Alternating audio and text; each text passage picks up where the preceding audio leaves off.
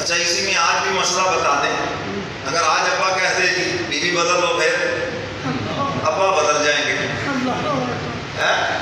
ہاں، تو اس میں مفتیان کرام یہی فرماتے ہیں کہ اگر شرعی عذر ہے، اس کا عقیدہ خراب ہے، اولاد بے دین ہونے کا خطرہ ہے، شرعی عذر ہے تو پھر ابا کی بات مانیں، اور اگر شرعی عذر نہیں ہے تو پھر ابا کی منت سماجت کریں، سمجھ گئے یہ بات کریں، پھر ان کی منت سماجت کریں اگر کوئی شرعی عذر نہیں ہے۔ بعض جو سس صاحبان ہوتی ہے نا جی، وہ سس یہ کردار یہ کیسا ہے، ہاں تو تھوڑی سی رنجش کے اوپر چھوڑ دو جی، ہم اور کر لیں گے اور کر لیں گے، یہ تو اصل بیٹی ہے، خدا کے ہاں جا کے کیا منہ دکھاؤ گے؟ تو اس لیے اولاد کو چاہیے، ضرورت سے زیادہ بھی والدین کے فرما بردار ہوتے ہیں، یاد رکھنا جہاں شریعت کی حد آ جائے گی وہاں تمہاری بھی پکڑ ہے، تمہارے والدین کی بھی پکڑ ہے، شریعت کی حدیں نہ کراس کریں، ان کی اطاعت بھی وہاں تک ہے جہاں شریعت کی حد ہے۔ اگر ماں باپ شرک کا کہیں تو یہاں پر بالکل ان کی اطاعت نہیں، ماں باپ اللہ اس کے رسول کے حکم کے خلاف کریں تو بالکل ان کی اطاعت نہیں کرنی بلکہ پیچھے ہٹنا ہے وہاں سے، سمجھ آئیے بات کریں گے؟ تو ابراہیم علیہ السلام تو پیغمبر ہے، وہ کیوں حکم دے رہے ہیں؟ نبیوں کا خاندان تو صبر والا ہوتا ہے، یہاں تو آزمائشیں ہیں تو بے صبرہ انسان کیسے چلے گا؟ وہ تو چل ہی نہیں سکتا، یہاں تو قدم قدم پہ آزمائشیں ہیں۔ دوبارہ تشریف لائے، اللہ کی شان اسماعیل گھر میں نہیں، پوچھا کہاں گئے جی؟ باہر گئے ہیں، 1-2 دن میں آئیں گے۔ اچھا سناؤ بھی کیسی گزر رہی ہے؟ بڑا اللہ کا شکر ہے، بڑا اللہ کا شکر ہے۔ حالانکہ اسماعیل علیہ السلام نے کوئی فیکٹری نہیں لگا لی تھی، کوئی اعلیٰ درجے کا بزنس نہیں کیا، وہی کچھ تھا جو پہلے تھا، تو بڑا اللہ کا شکر ہے۔ اچھا تو گھر میں کھانے نے کہا جی ہاں تھوڑا سا دودھ ہے، گوشت ہے، صبح اسی وقت تیار کیا، آگے پیش کیا، دودھ پیش کیا، پانی رکھا، جو کچھ تھا سامنے رکھا، جی بڑا اللہ کا شکر ہے۔ ابراہیم علیہ السلام کچھ دیر ٹھہرے اور پھر چوکھٹ پہ ہاتھ رکھا، حالانکہ دروازہ وہی تھا، فرمایا کہ چوکھٹ بڑی مضبوط ہے، جب بیٹا آئے تو اسے کہنا کہ اس کی حفاظت کرنا۔ یہ نعمت مقدر والوں کو ملتی ہے کہ بیوی ہو اور صبر اور حوصلے والی ہو، ورنہ تو یہاں شکوے شکایتیں ہیں، یہاں کیا جس سے بھی کچھ مر گئے، کیا بتائیں آپ کو، کیا بتائیں جی کیسے یہاں گزر رہی ہے، یعنی شکر کا کلمہ ہی نہیں زبان پر، اور ماں باپ بھی نہیں روکتے کہ تمہاری اس ناشکری کی وجہ سے اس کے گھر کے اندر سے بھی رزق کم ہو جائے گا، کیونکہ ناشکرا انسان اللہ اس پہ مہربان نہیں ہوتے۔ شیطان نے یہی تو کہا تھا اللہ کے دربار سے نکلتے ہوئے، تیرے بندوں کو تیرا ناشکرا بناؤں گا، تیرا نافرمان بناؤں گا، بندے تیرے ہیں، کھائیں گے تیرا اور ناشکری بھی تیری کریں گے، نافرمانی بھی تیری کریں گے۔ تو حق تعالیٰ نے فرمایا وَقَلِيلٌ مِّنْ عِبَادِيَ الشَّكُورُ، لیکن تھوڑے سے بندے ایسے ہیں جس پر تیرا وار نہیں چلے گا اور وہ میرے شکر گزار بندے ہیں۔ آپ شکر گزاروں میں شامل ہوں، اور یہ سبق دیں بچیوں کو، گھر والوں کو، شکر کرو، شکر کے اوپر انعامات کی بارش ہوتی ہے، حق تعالیٰ مہربان ہوتے ہیں، اور شکروں پر اللہ ناراض ہوتے ہیں۔ اور آج جتنی نعمتیں ہیں، میں اکثر کہا کرتا ہوں پہلے دور کے بادشاہوں کو بھی حاصل نہیں تھی جو آج ایک عام انسان کو حاصل ہے، مگر شکر کا کلمہ نہیں ہے زبان کے اوپر۔ ذرا سا طبیعت کے خلاف مر گئے جی آپ کو کیا بتائیں، ذرا سا طبیعت کے خلاف ہو گیا، شکر ادا کرنے کا مزاج بناؤ کہ الحمدللہ اللہ کا بڑا شکر ہے۔ تو ابراہیم علیہ السلام واپس تشریف لے گئے، پھر اللہ کی طرف سے حکم ہوا، ملک شام سے اتنا لمبا سفر کر کے مکہ مکرمہ تشریف لائے، اب اللہ کی طرف سے حکم ہو گیا کہ میرے گھر کی تعمیر کرو، میرے گھر کی تعمیر کرو۔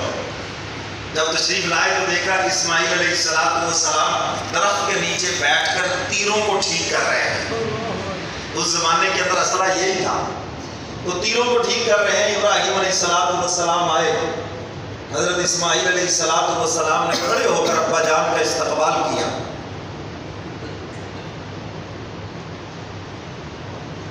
والدین کے احترام کے اندر یہ چیز ہے، اولاد ان کا استقبال اس طرح کرے، اور ان کی موجودگی میں اپنے بچوں کو بھی ڈانٹنا حرام ہے، کیونکہ اس سے ان کی دل آزاری ہوگی، ان کے سامنے اونچی بولنا یہ نافرمانی کے اندر داخل ہے، یہ ماں باپ کا احترام ہے۔ سمجھ گئے بات کہ نہیں؟ آپ کا بچہ بھی غلط کرے، اگر آپ کے والد صاحب پاس بیٹھے ہیں، والدہ صاحبہ پاس بیٹھی ہیں، تو آپ ان کو اونچی ڈانٹ نہیں سکتے، ورنہ آپ کا نام نافرمانی میں، ماں باپ کے نافرمانوں میں آئے گا۔ آپ ان کو اذیت پہنچا رہے ہیں، چیخ چیخ کر تکلیف پہنچا رہے ہیں، ان کو بچوں کو گالیاں دے کر، ملازموں کو گالیاں دے کر آپ انہیں تکلیف پہنچا رہے ہیں۔ یہ کام کرنے ذرا باہر جا کے کریں، دور جا کے کریں اسے۔ تو اسماعیل علیہ السلام نے استقبال کیا، ابا جان کو گھر لے کے گئے، خاطر تواضع جو کچھ بھی تھا سب ہوا۔ تو ابراہیم علیہ السلام نے فرمایا بیٹا اللہ کی طرف سے حکم ہے۔ جی ابا جان کیا حکم ہے؟ اللہ فرماتے میرے گھر کی تعمیر کرو۔ سبحان اللہ۔ بیت اللہ کی تعمیر سب سے پہلے، زمین و آسمان بننے سے پہلے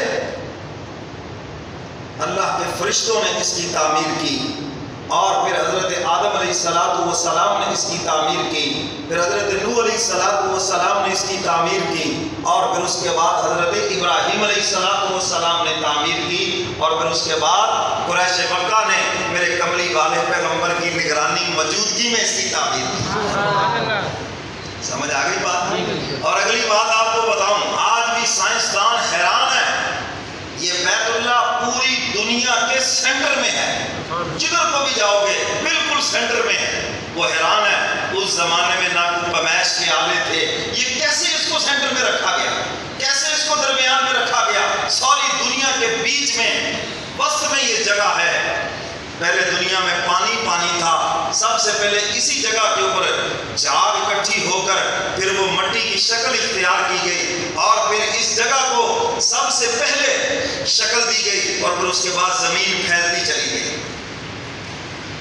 تو اس کی دیواریں منہدم ہو چکی تھی، اس کی دیواریں حضرت نوح علیہ السلام کے طوفان کے بعد منہدم ہو چکی تھی، ختم ہو چکی تھی، لیکن نشان باقی تھا۔ حق تعالیٰ نے بذریعہ وحی حضرت ابراہیم علیہ السلام کو بتایا کہ یہ وہ جگہ ہے جہاں پر میرا گھر ہے، جہاں پر تم اس کی تعمیر کرو گے، اور اس کے اوپر بیت معمور ہے، فرشتوں کا کعبہ، اگر وہ گرے تو بالکل اس کے اوپر آ کے گرے گا، بالکل اس کی سیٹ کے اندر ہے۔ تو ابراہیم علیہ السلام مستری بن گئے، اور اسماعیل علیہ السلام مزدور بن گئے۔ مزدور بھی اعلیٰ اور مستری بھی اعلیٰ، معمار بھی اعلیٰ، مزدور بھی اعلیٰ۔ اسماعیل علیہ السلام پتھر اٹھا کے لا رہے ہیں، اور ابراہیم علیہ السلام لگا رہے ہیں۔ اب جب دیوار تھوڑی سی اونچی ہو گئی تو اب پریشان ہے کہ اب سیڑھی کہاں سے لائیں، اب کس چیز پہ چڑھوں؟ تو اب تعالیٰ نے بذریعہ جبریل امین جنت سے پھر وہ پتھر بھیجا جس نے لفٹ کا کام دیا، سیڑھی کا کام دیا۔ ابراہیم علیہ السلام کے پاؤں اس کے اوپر لگے ہوئے ہیں، اللہ سب کو لے جائے اور جا کے اپنی آنکھوں سے دیکھ لیں۔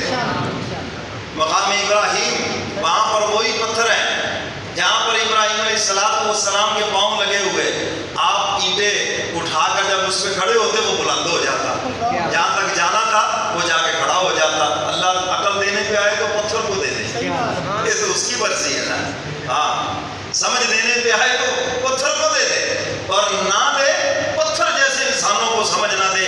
وہ ہر چیز دیکھ کر بھی ابو جہل نے کیا نہیں دیکھا، میرے پیغمبر کو دیکھا، قرآن اترتا دیکھا، حضرات صحابہ کرام کو دیکھا، مگر اس کے باوجود ایمان کی توفیق نہیں دی۔ تو ابراہیم علیہ السلام بنا رہے ہیں اور ساتھ ساتھ دعا بھی مانگ رہے ہیں۔